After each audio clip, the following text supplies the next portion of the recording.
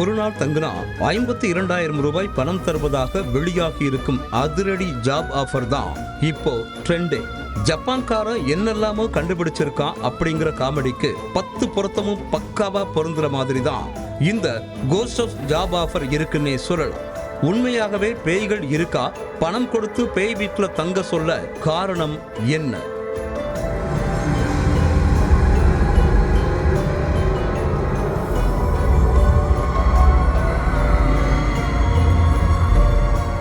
அந்த பக்கம் போகாதீங்க, பேய் இருக்கும். அந்த வீட்டு பக்கம் ஏதோ மர்மமான சத்தம் வருது, அந்த வீட்டுக்கு போனா உயிரோட இருக்க மாட்டாங்கன்னு பல கட்டுக்கதைகள் இருக்கிற இடமாகத்தான் இப்போ ஜப்பான் மாறிட்டு வருது.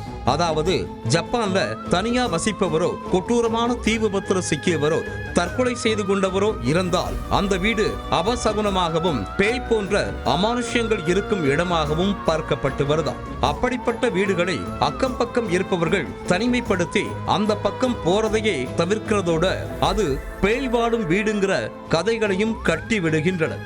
ஜப்பான்ல இது போல பல வீடுகளும் இடங்களும் அமானுஷ்ய கதைகளோடு இருந்து வரும் நிலையில அந்த வீடுகளை வாங்க யாரும் முன் வர்றதில்ல. அங்க வாட முடியாதுன்னு பயந்து ஓடிடுறாங்க. இதனால ஆயிரக்கணக்கான வீடுகள் விற்க முடியாம இருந்திருக்கு. இதுக்கு ஒரு முடிவு கட்ட நினைச்ச ஒரு ரியல் எஸ்டேட் நிறுவனம் வினோதமான ஒரு அறிவிப்பை ப்ரோமோட் பண்ணி இருக்காங்க. அதாவது பேய் இருக்கிறதா சொல்லப்படுற வீட்டுல ஒரு நாள் முழுசும் தங்கி இரவு அங்கேயே படுத்து அடுத்த நாள் எழுந்திருக்க வேண்டும். இப்படி அந்த வீட்டுல பேயோ பிசாசோ அமானுஷ்யமோ இல்லைன்னு நிரூபிச்சா அவருக்கு இந்திய ரூபாய் மதிப்புல 52,000 ரூபாய் சன்மானமா வழங்கப்படும்னு அறிவிச்சிருக்காங்க.